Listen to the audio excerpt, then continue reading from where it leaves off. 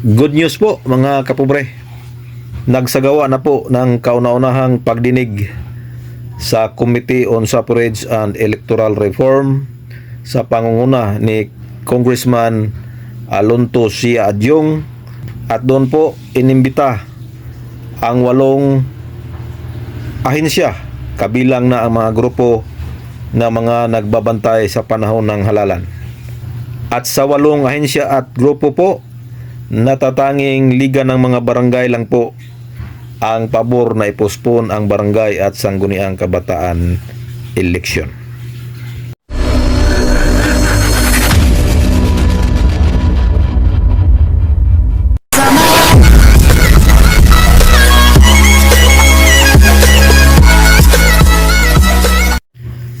Hello, good evening mga kapobre. Welcome back sa ating munting channel, Cap John Official. Sang mapagpalang gabi po sa ating lahat. Pizza 13 pa rin sa buwan ng Agosto ngayon mga kapobre. At quick update po sa barangay at sangguniang kabataan eleksyon. So kanina po ay natunghayan natin ang kauna-unahang committee hearing na ginanap sa Kongreso. At yan po ay ang Committee on Suffrage and Electoral Reforms. At yan po ay sa pangunguna ni Congressman Adyong. Siya po ang chairman ng Committee on Suffrage and Electoral Reforms. At mga kapobre, 8 ahensya po ang inimbitahan kabilang ang mga grupo na nagbabantay sa tuwing may halalan mga kapobre.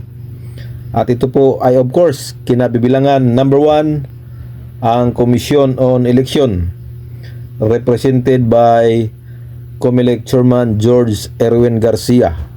Number 2 po ay ang LINTE. Meaning po ng LINTE ay Legal Network for Truthful Election. Pangatlo ay ang NAMPREL. Isa yan sa inibitahan kanina sa pagdinig sa Committee on Suffrage and Electoral Reforms. Ang NAMPREL po ay National Citizens Movement for Free Election. Yan po ang meaning ng NAMPREL. Isa rin yan sa masugid na nagbabantay sa tuwing may halalan mga kapobre. At pang-apat ay ang Liga ng mga Barangay. Of course, iimbitahan yan. Nandun ang representative ng Liga ng mga Barangay. At ang panglima ay ang PPCRB. Or panglima po ay ang PPCRB, Paris Pastoral Council for Responsible Voters. So yan po ang meaning ng PPCRB. At ang pang-anim ay ang DILG, Department of Interior and Local Government. Ang DILG po ang namamahala sa local government, kaya imbitado po sila sa pagdinig. At pang-7 po ay ang NAPSI or National Anti-Poverty Commission. So mayroon din silang kinatawan na nagrepresentar sa kanilang grupo. At ang pang-8 ay ang OSG, Office of the Solicitor General. So yan po ang mga ahensya at mga grupo na kabilang sa inimbitahan ng Committee on Suffrage and Electoral Reforms. At doon po napag-usapan ang planong pagpapaliban sa barangay at sangguniang kabataan eleksyon mga kapobre. At ito po ang good news mga kapobre.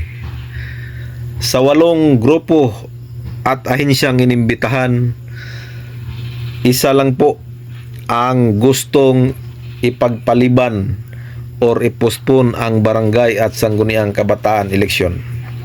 Natatanging ang Liga ng mga Barangay lang po ang nagpahayag na pabor sila na i-postpone ang BSKE 2026.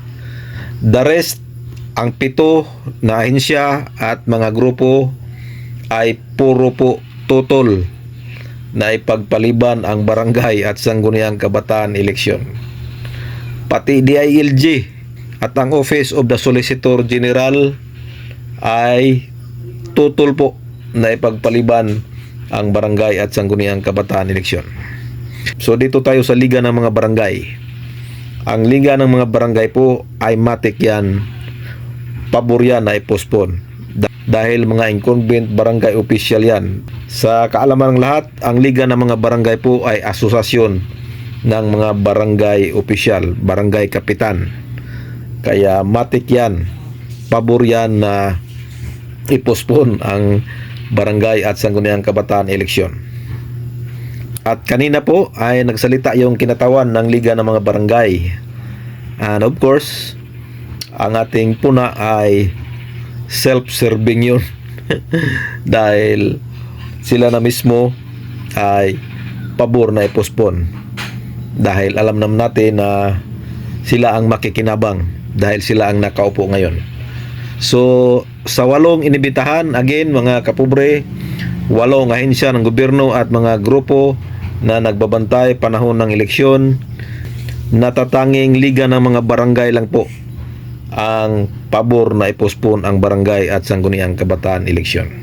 So mayroon po silang mga position paper na binasa sa nasabing committee hearing, at doon po isa-isa nilang nilahad ang kanilang mga komento, kanilang mga opinion kung bakit ganun ang kanilang stand.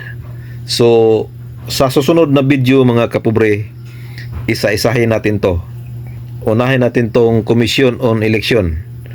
Ipakita ko sa inyo sa susunod na video ang posisyon ng COMELEC sa naturang pagdinig. So yan po mga kapobre. At dagdag ko lang yung sinasabi kong 6 na panukalang batas ang nakabinbin ngayon sa Kongreso ay hindi pala 6, kundi times 2. 12 panukalang batas po pala ang nakahain ngayon sa Kongreso, at parehas po yan postponement ng barangay at sangguniang kabataan eleksyon. So sa sunod na video, ating ipakita sa inyo ang mga House Bill at ang mga author nito. So exciting to mga kapobre. So yan lang muna ang ating quick update. Again, nakita po natin kanina at mayroon po tayong live coverage kanina sa pagdinig sa Committee on Suffrage and Electoral Reforms headed by Congressman Alonto Sia Adyong. So abangan sa susunod nating upload mga kapobre. Mga opinion, komento ng mga ahensya at mga grupo na nagbabantay sa panahon ng eleksyon. This is your Cap John Official. Please support, please subscribe. Bye-bye and God bless us all.